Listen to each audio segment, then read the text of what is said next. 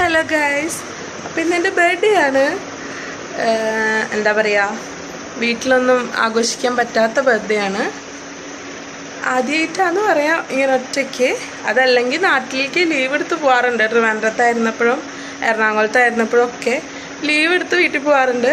പക്ഷെ ഇപ്പോൾ പറ്റില്ല.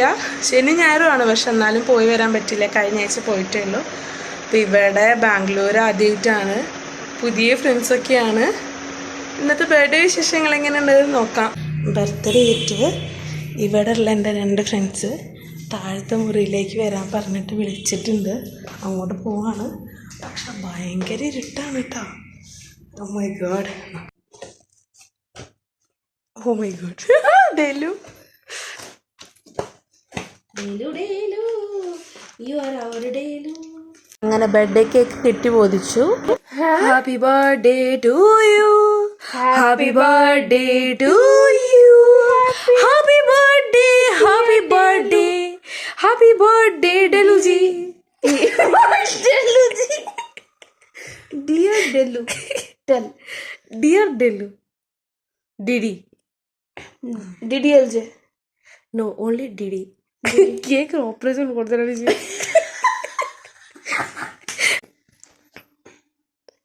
एक केक पानी में गया छपाक, दूसरा पानी में गया छपाक. അപ്പം അത്യാവശ്യം ചെറിയ രീതിയിൽ ബർത്ത്ഡേ ആഘോഷിച്ചിട്ടുണ്ട്. ഒരാളും കൂടി ഉണ്ട്, എൻ്റെ ബെസ്റ്റ് ഫ്രണ്ട്. ആൾ നാട്ടിൽ പോയേക്കാണ്, അതുകൊണ്ട് കൂടാൻ പറ്റിയില്ല. എന്തായാലും അവളും കൂടി വരട്ടെ, ഒന്നിച്ചൊന്ന് പുറത്ത് പോയിട്ട് ഒന്ന് ആഘോഷിക്കണം. അപ്പോൾ എല്ലാവരുടെയും വിഷസ് വന്നു, പ്രിയപ്പെട്ടവരുടെ എല്ലാവരുടെയും വിഷസ് വന്നിട്ടുണ്ട്. കൂടാതെ കുറേ പേര് വാട്സപ്പിൽ അയച്ചിട്ടുണ്ട്, കസിൻസും ഫ്രണ്ട്സൊക്കെ. അപ്പോൾ ബാക്കി വിശേഷങ്ങളൊക്കെ എന്താണെന്ന് വരണ വഴിക്ക് കാണാം. കഴിഞ്ഞ ആഴ്ച നാട്ടിൽ പോയപ്പോൾ തന്നെ ബർത്ത്ഡേ സെലിബ്രേഷനൊക്കെ തുടങ്ങി. മമ്മിയുടെ വക പാദസരം എടുത്ത് തന്നിട്ടുണ്ടായിരുന്നു, പായസം വെച്ച് തന്നിട്ടുണ്ടായിരുന്നു, ഉണ്ണിയപ്പം ഉണ്ടാക്കി തന്നിട്ടുണ്ടായിരുന്നു. അപ്പടി അമ്മയുടെയും വക 2 കൂട്ടം ഡ്രസ്സും ഇങ്ങോട്ട് തന്നു വിടാൻ വേണ്ടിയിട്ട് കായ വറുത്തതും അച്ചപ്പൊക്കെ ഉണ്ടാക്കി തന്നു. ഹലോ ഗൈസ്, അപ്പോൾ ഫ്രണ്ട്സായിട്ട് പുറത്ത് പോവാണ്. പ്രത്യേകിച്ചൊന്നും ഒരു സെലിബ്രേഷനും ഉണ്ടായിരുന്നില്ല.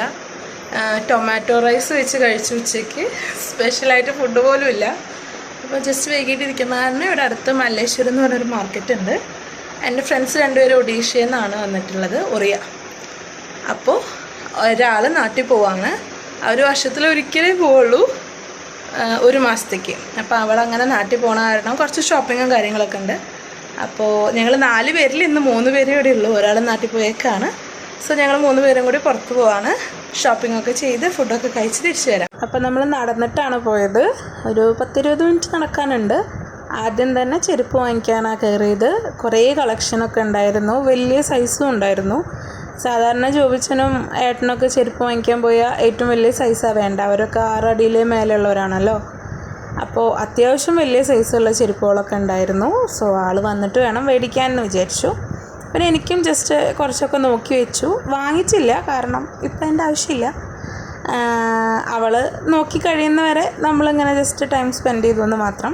അത് കഴിഞ്ഞിട്ട് ഡ്രസ്സ് കടയിൽ പോയി അവിടെയും കുറച്ച് നേരം തിരിഞ്ഞ് നടന്നു. അവൾ അവളുടേതായിട്ടുള്ള ഷോപ്പിങ്ങൊക്കെ ചെയ്തു. മാർക്കറ്റിൻ്റെ വീഡിയോസൊക്കെ എടുക്കണമെന്ന് വിചാരിച്ചതാണ്, പക്ഷേ ഒരു രക്ഷയുണ്ടായിരുന്നില്ല. ഒടുക്കത്തെ തിരക്കാണ്. ഞാൻ 1 വട്ടം മുന്നേ പോയിട്ടുണ്ട്, അന്നും ഇല്ലാത്ത തിരക്കായിരുന്നു.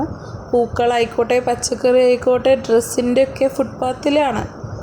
അത്രയും തിരക്കുള്ള സ്ഥലമാണ്. നമ്മൾ 3 പേരും തന്നെ 1 വട്ടം മിസ്സായി പോയിട്ട് ഞാൻ ഫോൺ വിളിച്ചിട്ട് എവിടെയാണെന്ന് ചോദിച്ച് ലൊക്കേഷൻ ചോദിക്കുക ചെയ്തത്.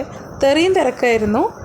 തിരിച്ചു വരണ വഴിക്ക് നമ്മൾ ഹോളിഗി കഴിച്ചു. അതൊരു സം കൈൻഡ് ഓഫ് സ്വീറ്റാണ്, ബോളിയൊക്കെ പോലെയുള്ളൊരു സ്വീറ്റാണ്.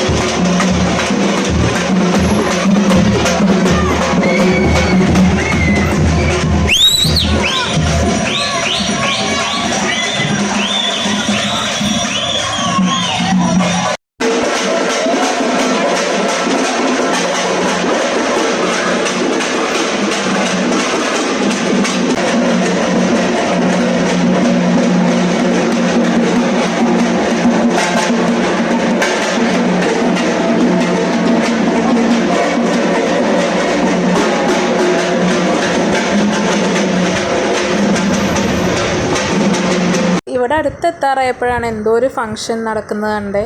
ഏതോ ഒരു വീട്ടിൽ തന്നെയുള്ള അമ്പലത്തിൽ എന്തോ പൂജ എന്തോ ആണ്.